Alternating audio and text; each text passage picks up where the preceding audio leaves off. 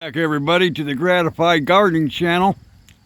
We're going to show you some more pruning results today, just again to show you that my method does work. It's not my method, but it does work. This here is a silver dollar hydrangea that we pruned probably a few weeks back, maybe a month, just to make the branches get thicker, so to support the weight of flowers for next year. This was a cutting, and you can see the growth is phenomenal.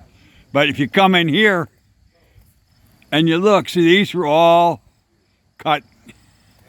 Okay, look at this one. You can see where we cut it, and look at the growth it gets. But then look at the side growth it gets too. That's the advantage of pruning. It's amazing. Your plants love it. Don't ever be fearful of grabbing the scissors. And this is what happens. This is a silver dollar hydrangea that for next season will be just wonderfully pretty.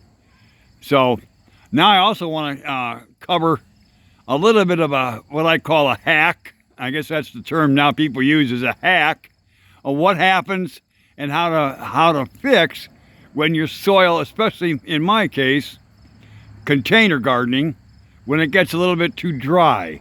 And you may think, oh my gosh, what's that man doing? So let me grab this other hydrangea I have, which is down here. Let me move this one aside. Oh, and let's grab this one. Okay, you can see this is also a silver dollar. I got to redo the tag, that's for sure. Silver dollar hydrangea. But one, you can see in here. Look at that. We cut that. And now look at the growth. This is all from being pruned. This growth wouldn't be here if this was not pruned earlier. And look at that. That's probably 6-8 inches of growth from where the pruning point is. And you can see the pruning point, you know, right there. There you go. So, but here's the hack. Sometimes, even if it's your plant is in the ground and you haven't watered it and you haven't gotten rain, here is something I do, and the results speak for themselves. My plants are very healthy. I want to loosen that soil up. The soil right now is dry, and if you water it, what happens is the water just looks like you're watering it, but it ain't. The dirt forces it to the side of the pot, and it goes down the side, and the plant gets no benefit. So here's the technique. Here's the hack. Get something sharp. I got my scissors, and what you're going to do is you're going to come in here all around the plant, and you're going to drive those scissors in, or use a knife, use scissors, and that's going to loosen up that dirt a little bit, so that when you do water, the water actually gets to the root zone. Okay, let me back up a little bit. It's hard to do the camera and the knifing, but that's the hack.